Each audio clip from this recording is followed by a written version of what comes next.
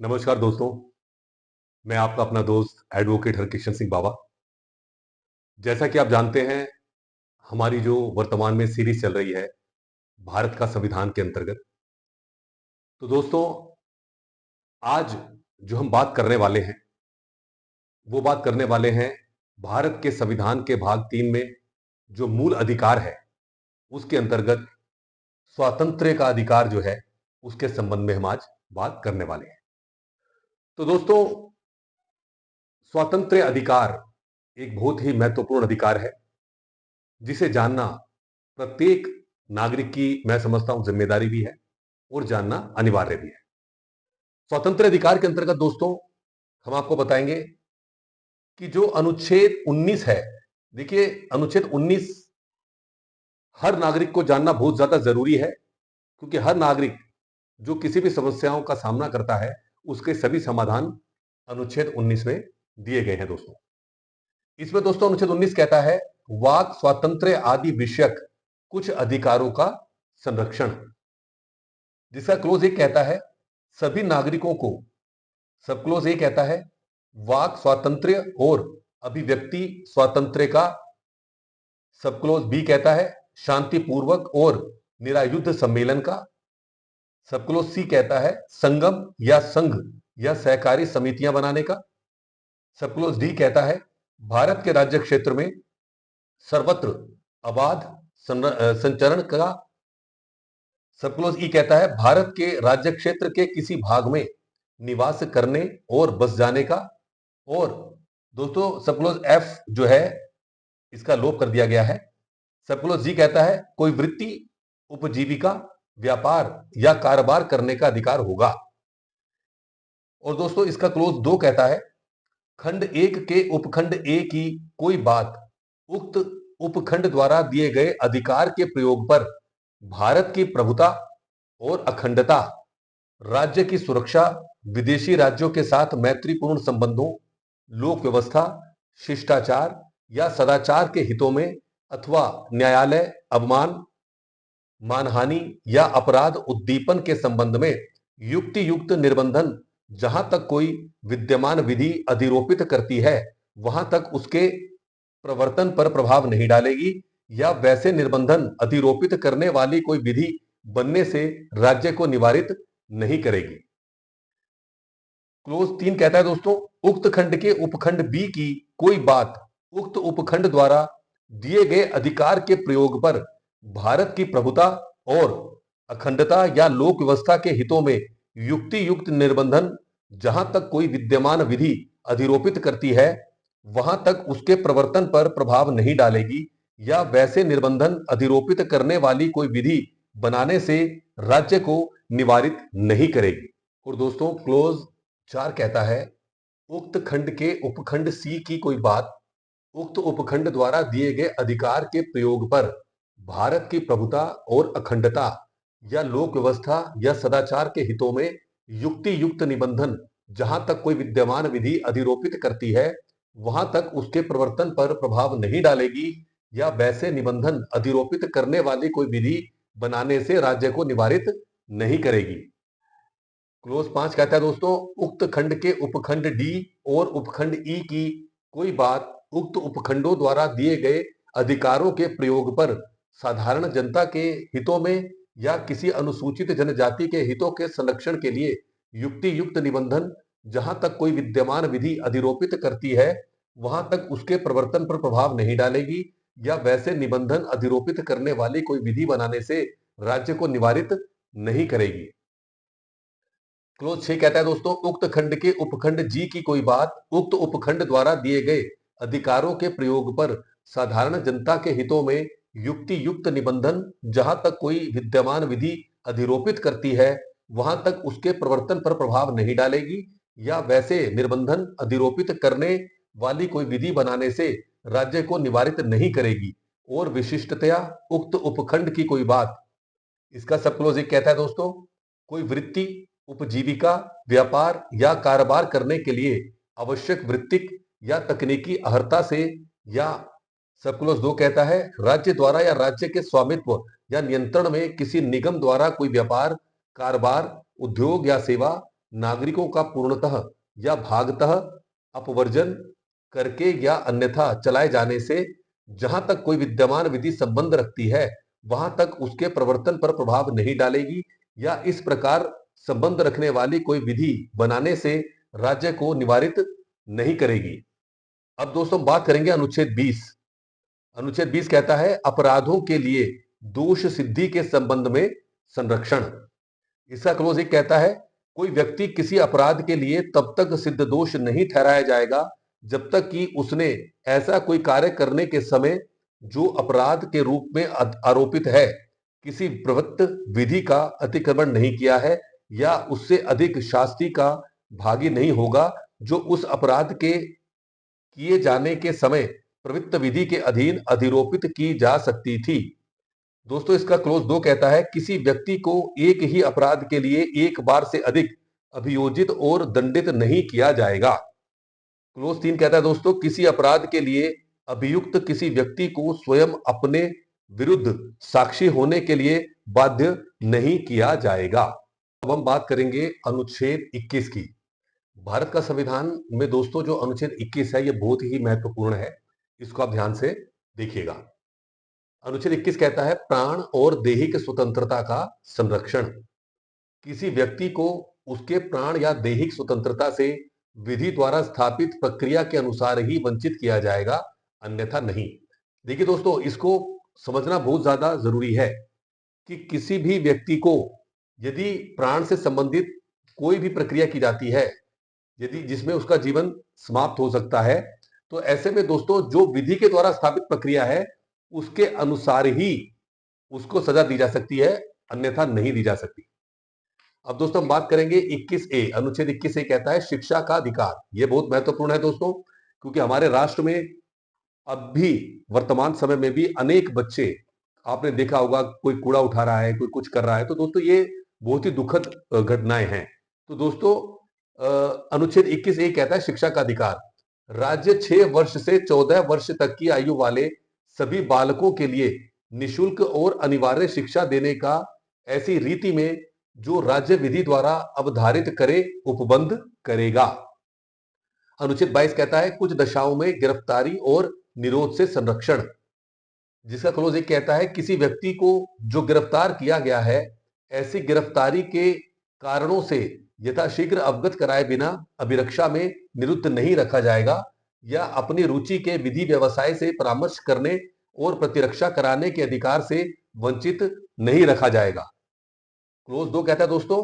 प्रत्येक व्यक्ति को जो गिरफ्तार किया गया है और अभिरक्षा में निरुद्ध रखा गया है गिरफ्तारी के स्थान से मजिस्ट्रेट के न्यायालय तक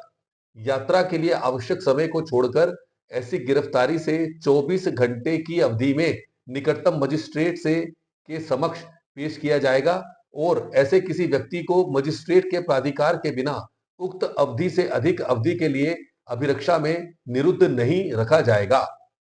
इसका दोस्तों क्लोज 3 कहता है खंड 1 खंड 2 की कोई बात किसी ऐसे व्यक्ति को लागू नहीं होगी जो सब क्लोज ए कहता है तत्समय शत्रु अन्य देशीय है, या सब क्लोज बी कहता है निवारक निरोध का उपबंध करने वाली किसी विधि के अधीन गिरफ्तार या निरुद्ध किया गया है। इसका दोस्तों क्लोज 4 कहता है निवारक निरोध का उपबंध करने वाली कोई विधि किसी व्यक्ति का 3 मास से अधिक अवधि के लिए तब तक निरुद्ध किया जाना प्राधिकृत नहीं करेगी जब तक कि सब क्लोज ए कहता है ऐसे व्यक्तियों से जो उच्च न्यायालय के न्यायाधीश हैं या न्यायाधीश रहे हैं या न्यायाधीश नियुक्त होने के लिए अर्हित हैं मिलकर बने सलाहकार बोर्ड ने 3 मास की उक्त अवधि की समाप्ति से पहले यह प्रतिवेदन नहीं दिया है कि उसकी राय में ऐसे निरोध के लिए पर्याप्त कारण है। और दोस्तों परंतु इस उपखंड की कोई बात किसी व्यक्ति का उस अधिकतम अवधि से अधिक अवधि के लिए विरुद्ध किया जाना प्राधिकृत नहीं करेगी जो खंड 7 के उपखंड बी के अधीन संसद द्वारा बनाई गई विधि द्वारा विहित की गई है, या सब क्लोज बी कहता है ऐसे व्यक्ति को खंड 7 के उपखंड ए और उपखंड बी के अधीन संसद द्वारा बनाई गई विधि के उपबंधों के अनुसार निरुद्ध नहीं किया जाता है।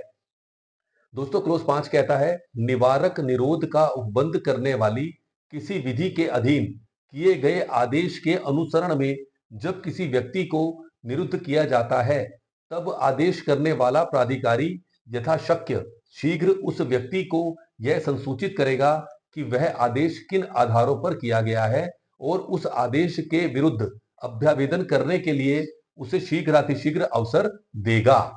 और दोस्तों क्लोज 6 कहता है खंड 5 की किसी बात से ऐसा आदेश जो उस खंड में निर्दिष्ट है करने वाले प्राधिकारी के लिए ऐसे तथ्यों को प्रकट करना आवश्यक नहीं होगा जिन्हें प्रकट करना ऐसा प्राधिकारी लोकहित के विरुद्ध समझता है। क्लोज 7 कहता है दोस्तों संसद विधि द्वारा विहित कर सकेगी कि सब क्लोज ए किन परिस्थितियों के अधीन और किस वर्ग या वर्गों के मामलों में किसी व्यक्ति को निवारक निरोध का उपबंध करने वाली किसी विधि के अधीन 3 मास से अधिक अवधि के लिए खंड 4 के उपखंड ए के उपबंधों के अनुसार सलाहकार बोर्ड की राय प्राप्त किए बिना निरुद्ध किया जा सकेगा। सब क्लोज बी कहता है किसी वर्ग या वर्गों के मामले में कितनी अधिकतम अवधि के लिए किसी व्यक्ति को निवारक निरोध का उपबंध करने वाली किसी विधि के अधीन निरुद्ध किया जा सकेगा। और सब क्लोज सी कहता है खंड 4 के उपखंड ए के अधीन की जाने वाली जांच में सलाहकार बोर्ड द्वारा अनुसरण की जाने वाली प्रक्रिया क्या होगी। दोस्तों अब हम बात करेंगे शोषण के विरुद्ध अधिकार की। शोषण के विरुद्ध अधिकार दोस्तों इसको जानना प्रत्येक नागरिक के लिए अति आवश्यक है। इसमें दोस्तों अनुच्छेद 23 कहता है मानव के दुर्व्यापार और बलात् श्रम का प्रतिषेध। इसका क्लोज 1 कहता है मानव का दुर्व्यापार और बेगार तथा इसी प्रकार का अन्य बलात् श्रम प्रतिषिद्ध किया जाता है और इस उपबंध का कोई भी उल्लंघन अपराध होगा जो विधि के अनुसार दंडनीय होगा। इसका दोस्तों क्लोज 2 कहता है इस अनुच्छेद की कोई बात राज्य को सार्वजनिक प्रयोजनों के लिए अनिवार्य सेवा अधिरोपित करने से निवारित नहीं करेगी। ऐसी सेवा अधिरोपित करने में राज्य केवल धर्म, मूलवंश, जाति या वर्ग या इनमें से किसी के आधार पर कोई विभेद नहीं करेगी। और दोस्तों अनुच्छेद 24 कहता है कारखानों आदि में बालकों के नियोजन का प्रतिषेध। 14 वर्ष से कम आयु के किसी बालक को किसी कारखाने या खान में काम करने के लिए नियोजित नहीं किया जाएगा या किसी अन्य परिसंकट में नियोजन में नहीं लगाया जाएगा। यानी कि दोस्तों ये मोटे मोटे तौर पर समझना जरूरी है कि जो बालक 14 वर्ष से कम आयु का है उन्हें किसी भी प्रकार का जैसे कारखाने होते हैं या खान होती है दोस्तों इसमें नहीं लगाया जा सकता, नियुक्त नहीं किया जा सकता। अब दोस्तों हम बात करेंगे धर्म की स्वतंत्रता का अधिकार। यह बहुत ही महत्वपूर्ण है क्योंकि भारतवर्ष जो है उसमें सभी धर्मों के लोग मिलकर रहते हैं, तो ऐसे में जो धर्म की स्वतंत्रता का अधिकार है इसको जानना प्रत्येक नागरिक के लिए अनिवार्य है। इसका दोस्तों अनुच्छेद 25 कहता है अंतःकरण की और धर्म के अबाध रूप में मानने, आचरण और प्रचार करने की स्वतंत्रता। इसका क्लोज ही कहता है लोक व्यवस्था, सदाचार और स्वास्थ्य तथा इस भाग के अन्य उपबंधों के अधीन रहते हुए सभी व्यक्तियों को अंतःकरण की स्वतंत्रता का और धर्म के अबाध रूप से मानने, आचरण करने और प्रचार करने का समान हक होगा। इसका दोस्तों क्लोज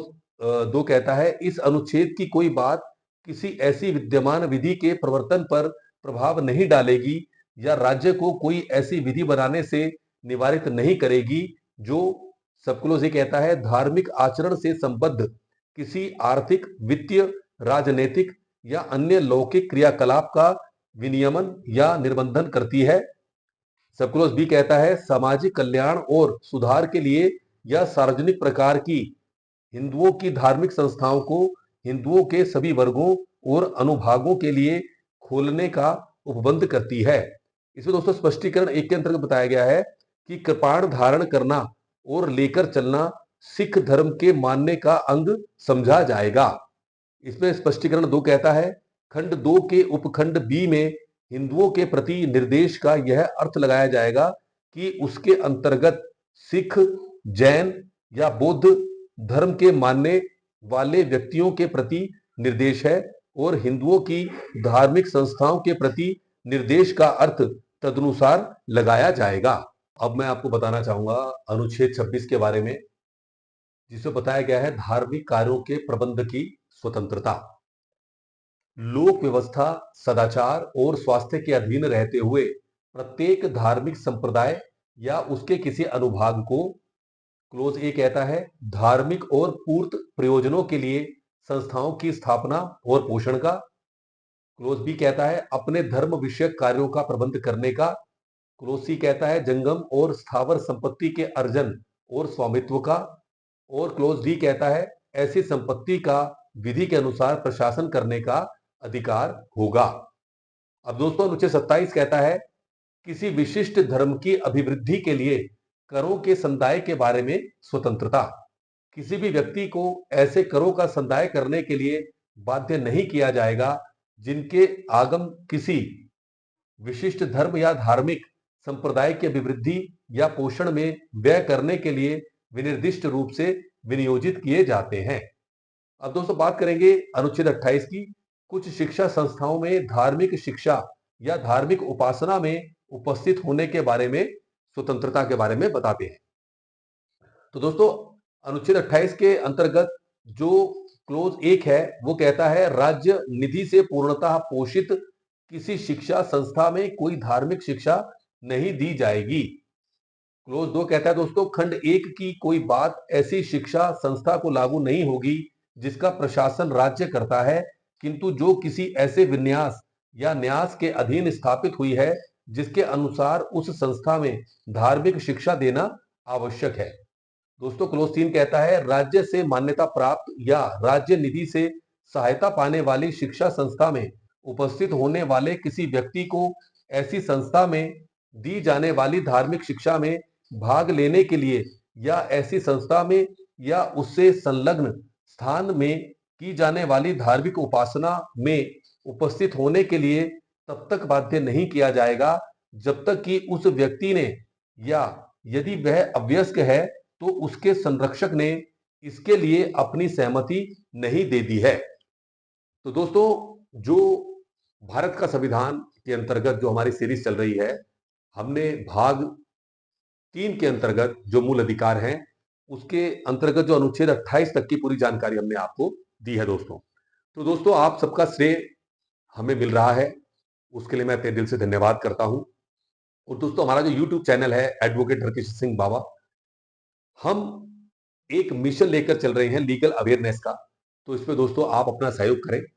हमारी वीडियोस को ज्यादा से ज्यादा शेयर करें, हमारे चैनल को सब्सक्राइब करें, इसे लाइक करें, और अगर आपको कुछ जानकारी प्राप्त करनी है तो आप इस पर कमेंट्स कर सकते हैं दोस्तों। हम यथासंभव जल्द से जल्द उसका जवाब देने का प्रयास करेंगे। तो दोस्तों आपने हमारी वीडियो को बड़े ध्यान से देखा, थैंक यू सो मच। जय हिंद, जय भारत, जय उत्तराखंड।